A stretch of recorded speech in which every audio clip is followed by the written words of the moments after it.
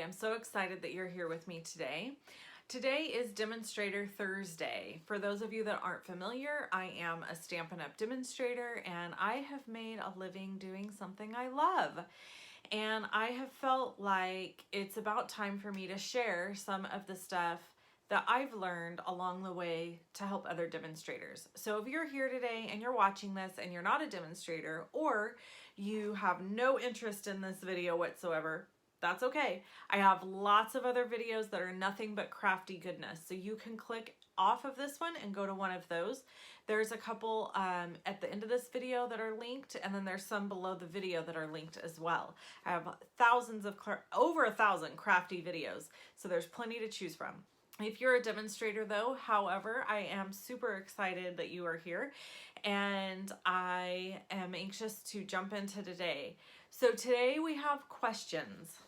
I've been collecting questions and I want to answer some of those questions for you because it's so hard to answer everybody's questions individually on a YouTube video, or meaning responding to them through comments. It can just take a lot of time. So I printed off questions that I've been collecting and I'm going to answer those today. And some of them will go into details about finances and other questions about business. So let's jump right in. I'm not even going to say who the question was sent from. I'm just going to say the question and then answer it. First question is, what does it mean to become a qualified demonstrator? So becoming a qualified recruit basically means that you have sold or spent $900 in product since you started. Now, for the person who becomes the qualified recruit, this basically is just a little bit of a landmark telling you how far you have to go before you become Bronze Elite. And at the Bronze Elite level, which is $1,800, meaning you're halfway there if you hit qualified recruit, then you get an extra 5% discount on all of your product orders, which is amazing. So instead of getting 20% off, you get 25% off. Now, what does it mean for somebody to be a qualified recruit if you're the leader? That means that you're going to earn flex points on anybody who becomes a qualified recruit. And if you have 7 qualified recruits, nope, that's wrong. If you have 5 qualified recruits, you get a $700 bonus. That's really exciting and it's a great way to build your income with Stampin' Up! That's why I always tell my team it's so important to offer people the opportunity of purchasing the starter kit rather than just placing an order.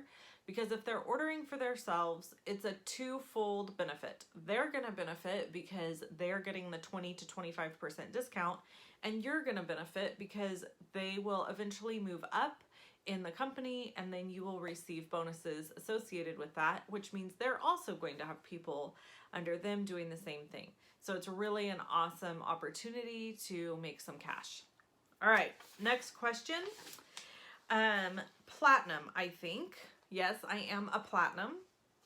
That she says, I have a question. I have a question I have is for your level, platinum. Yes, I am a platinum.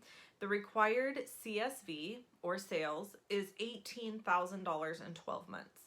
How do you get $1,500 in sales each month to accomplish this? Well, for me personally, I get that much in sales each month by having a blog, a YouTube channel, running social media, and people placing orders with me. Now, not everybody has that built up. It took me several years to build up a following where people were purchasing from me via my online store. Before that, I ran card classes. So I highly recommend if you're a new demonstrator or if you're a demonstrator struggling to meet certain minimums that you have a tried and true card class that you hold every single month. This is really, really healthy and important for your business. And I still have a couple friends that come over and stamp with me in my home every month. But I was able to give up running an in-person business about, I don't know, it was a few months back. I think it was, my last one was October of 2018. So I gave that up and I just do everything online now. And I do that because it allows me some flexibility in my schedule, and that's important to me because I have a small one at home. So it's very, very doable. If you want to know how to run card classes, again, I encourage you to get in contact with Rhonda Wade at rhondawade.com because she teaches everything you could ever want to know on running classes. Oh, and this is not a question. This is my receipt for my Zoom. And this is Kohl's Cash. I don't know how those got in there. Okay, next is Wendy, thank you for this. I have a question about your team totals. You listed Zoom and postage under your team as a separate listing on the left. Are you double counting those amounts in your expenses? Okay, so what she's talking about here is in my monthly expenses, I list out everything that needs to be paid in one column. I'll show you. Let me go ahead and get that binder out and keep it right here. And I'll show you what she's talking about. Okay, so right here, I've listed out everything that needs to be paid in the month. But then over here, down at the bottom, I have this little team area where I record expenses for my team. So to answer your question, I am not double counting those. This little area for my team expenses is separate, and it's actually a little mini budget within the bigger budget.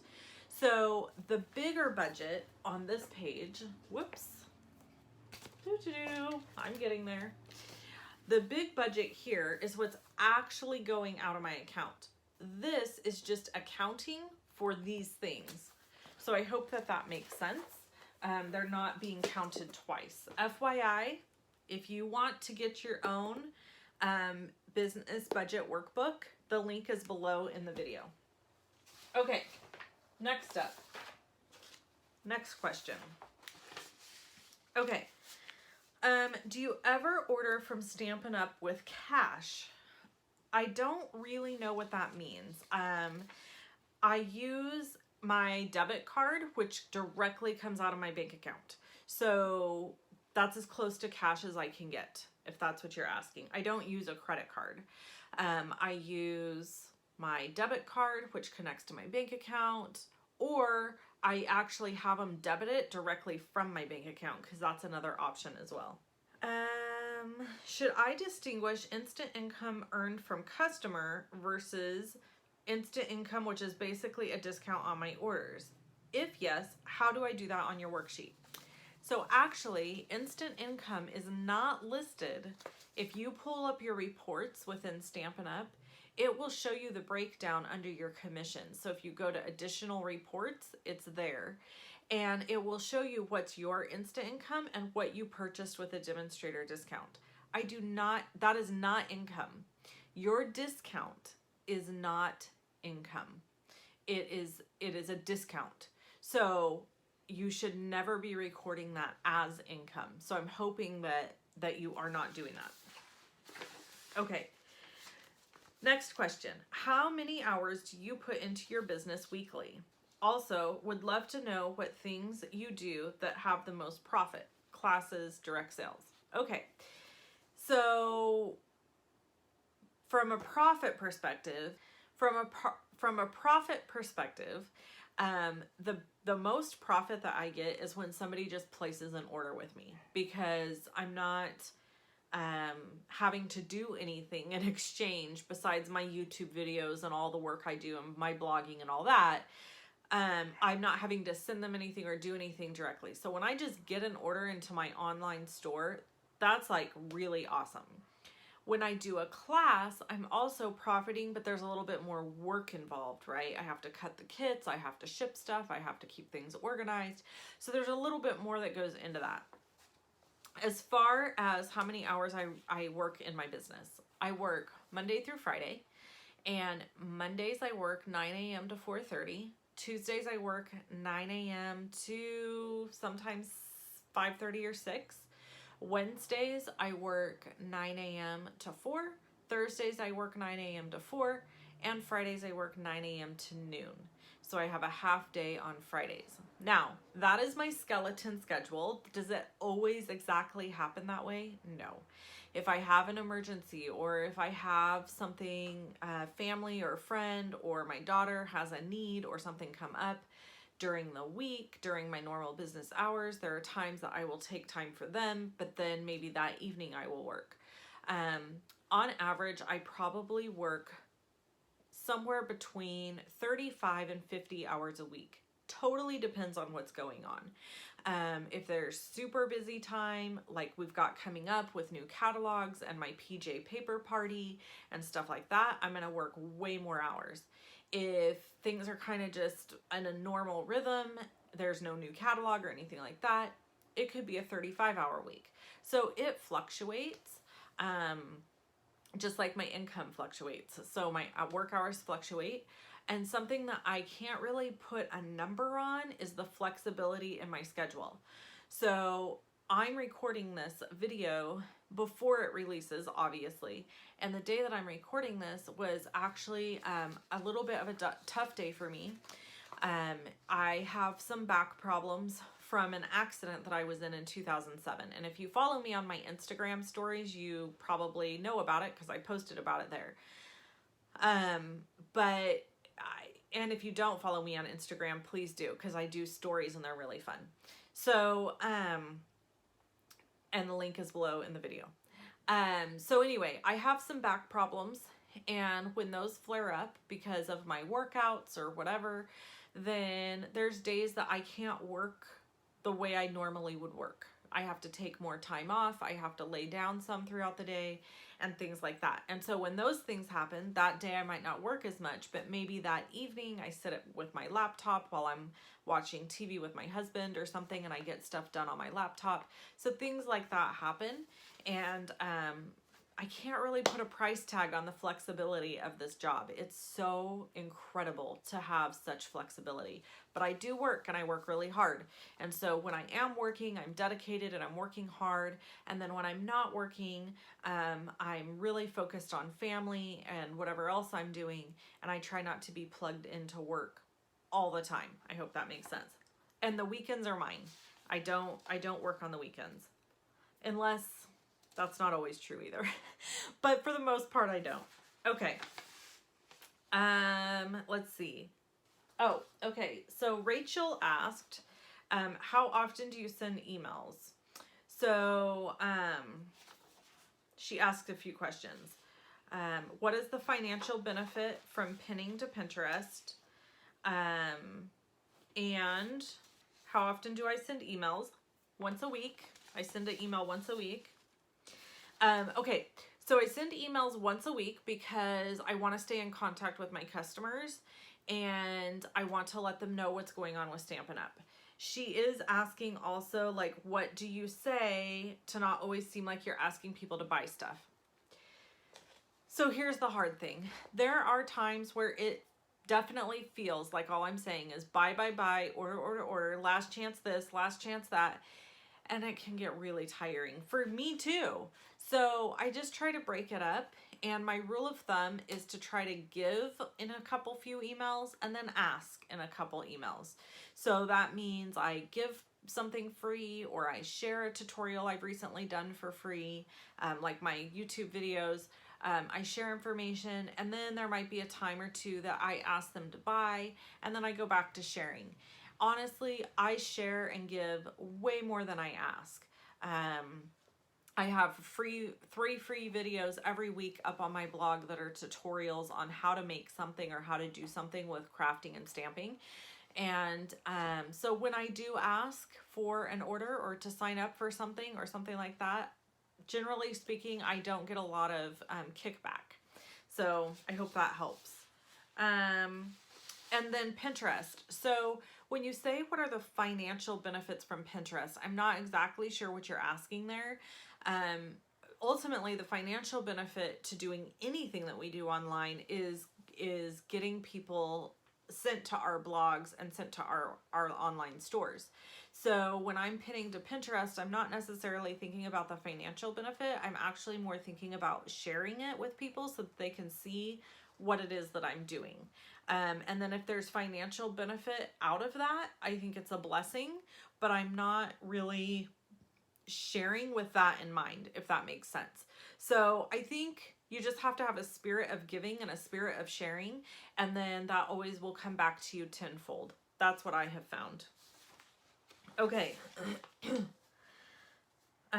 Wendy asked and said, great name, by the way. You seem very sorted and organized with your business. I'm a new demonstrator and have been pondering for a few years whether or not to start a business. I work full-time and I'm thinking I might not be able to give it my best shot right now. I'm considering having a try at some tutorial videos on YouTube and see how I get it going. My biggest problem is that I used to sell another company many years ago and ended up spending an arm and a leg to keep up. I don't have a lot of spare money. Things can get quite tight. Can I ask, do you recommend I wait a while when I don't have to work full time so I can concentrate more on building a business, doing party demos, etc., or have a go now? I'm just not sure what to do. Any advice would be appreciated. Okay, this is my favorite question of all. So really, Wendy, I can't answer this question for you. Only you can answer this question. If you feel like you're capable of taking on a little side hustle or a side business by doing Stampin' Up, in addition to working full time, then I say go for it. But here's the thing. If you're expecting to start a YouTube channel and a blog or one or the other or both or social media and have it take off and bring you extra income, that's not really how it works. It is a lot of work and it takes a lot of time to build an online business. So my suggestion to you would be to have one card class a month. Pick a day and a time that works for you every single month. Let's say the first Monday of every month at 5 p.m. And then you're going to have people over to your house or meet at a local coffee shop or a restaurant or something along those lines and have a card class. The reason I recommend this is because it's one time a month. It's something you can prepare for. And if you do it the same time, same day, every month, you will begin to be able to rely on it and know that that's going to happen, and your customer base will as well. This is, again, something I highly, highly recommend you taking a Rhonda Wade training class for. She has phenomenal training and, in fact, just trained on how to run in-person classes. So if you became part of her Creating Success program, you would be able to go back and watch that video that she just did. It's really phenomenal. So I highly recommend that. I will link to Rhonda Wade below this video, and if you need training on how to get your business up and going, she's the person to contact. Everything that I've done in my business has been taught by Rhonda, and so I have mimicked or emulated everything she's taught me to do. Now, in my video or in my online business, there have been definitely things that I've done on my own, and I've had to have some lessons learned type stuff. But if you're looking for some training on how to run a class in person or how to start your business in person, hands down, look her up. She's the best. Link is below the video. Okay, so that's it for today. I didn't have anything like earth-shattering to go over, but I wanted to answer some of your questions because they were really starting to pile up on my little area here, and I was wanting to clear them out to get ready for more questions and new questions. And I hope that you guys have an amazing day, an amazing week. If you are just starting out in your business, I highly encourage you to just take it one day at a time. Look at what you have going on in your life, write out your calendar, and then pick a day of the week or of the month that you could have a card class on a regular, consistent basis. They are so much fun to do and so much fun to create and share and have people learn how to stamp. It's the best. So if you have any other questions for me, drop them in the comments below. Oh, one other question before I let you go is that a lot of people have been saying to me, I bought your business budget workbook, but I haven't seen any updates. There haven't been any.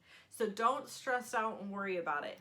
If I have an update or if I have something coming out, I will make sure to share it here's the thing, we got a new catalog coming. So I'm not going to be doing any business budget workbook updates or anything like that, probably until after the new catalog. Got a lot going on with my PJ paper party and my new card class coming out in May and other stuff that's happening. And so I'm budgeting and I'm doing all my things, and I'll keep sharing these videos. Excuse me, but I'm not going to be releasing any new downloads or anything until probably, I would say, the end of summer. So don't stress, don't worry. You have everything there is. You have all the tools you need to make sure your workbook is running smoothly. And I know I've been keeping up with mine, so I hope you've been keeping up with yours as well. All right, I'm going to let you guys go. I hope you have an amazing week. Leave me questions or comments in the video below, and or in the comment section below the video, and I will make sure to answer them and get back to you as best that I can. Until next week, I'll see you soon. Bye-bye.